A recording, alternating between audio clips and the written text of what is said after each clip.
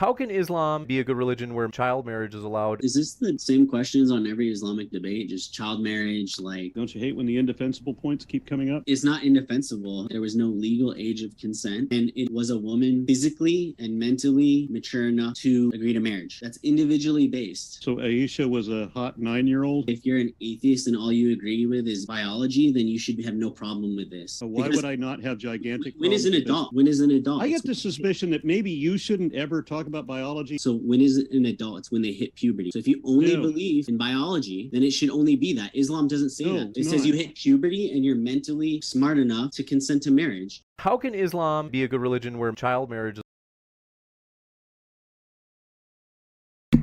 All right, so saw that, want to talk about it. So the crazy part here is that he is trying to do well, basically we have laws about when you become an adult and when you're a child, basically. This can be different ages when it comes to when sex are allowed to have sex and when you're allowed to get married. So this can change quite a bit depending on where you live. In Sweden, for example, you can have sex as early as 15 and you can get married at 16 if you have your parents' blessing. So they have to agree to the marriage. But if they are not involved, the person needs to wait until 18. So the weird part about this video is that he is talking about a 9-year-old, and he is talking about puberty, and he is trying to say that it's biologically accepted, or if you believe in biology, you should accept that a female is grown at the point that they get into the puberty. Now, there's a couple of things that I think of directly that makes this false, and it's the fact that your bone structure isn't really done growing, and this can actually be different depending on your genetics. So they say that your bone structure are generally done at 18, 19 year of age. Me, myself, was fully grown. My skeleton was done when I was 15. So I'm as big today as I was when I was 15 in my skeleton. So it can be different from people to people. And the brain has the brain isn't even done developing until you're 25. So us making adult choices at 18 is already too young. If you're gonna go from a biological perspective, you're not mentally ready to make any decisions until you're 25-ish or older.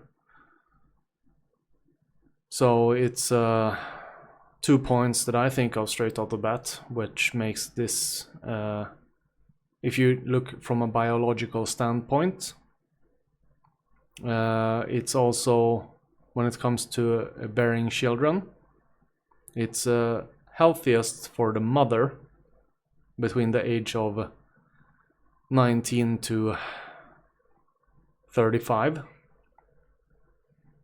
And after that, after 35, it's can be a risk for the unborn baby, because, well, you're not as fertile as you used to be. You're still fertile, but you can get some disability problems after 35 if you're a female. They do say that sperm also can have a decline of health for the unborn if they're older as well. How true and untrue this is, though, I don't have specific proofs, but the development of the brain is done at 25. So it's If you have stopped in your brain development before that, you're retarded. Because your brain stopped developing before that. Which is retardation. If I remember correct. So. Yeah. And those people, I mean, basically, if you would have stopped, if your brain stopped developing at a younger age, basically anyone who would have sex with you ever would be somewhat of a pedophile, because you're mentally a child. And that's not how laws work, it's only about your age, basically. So,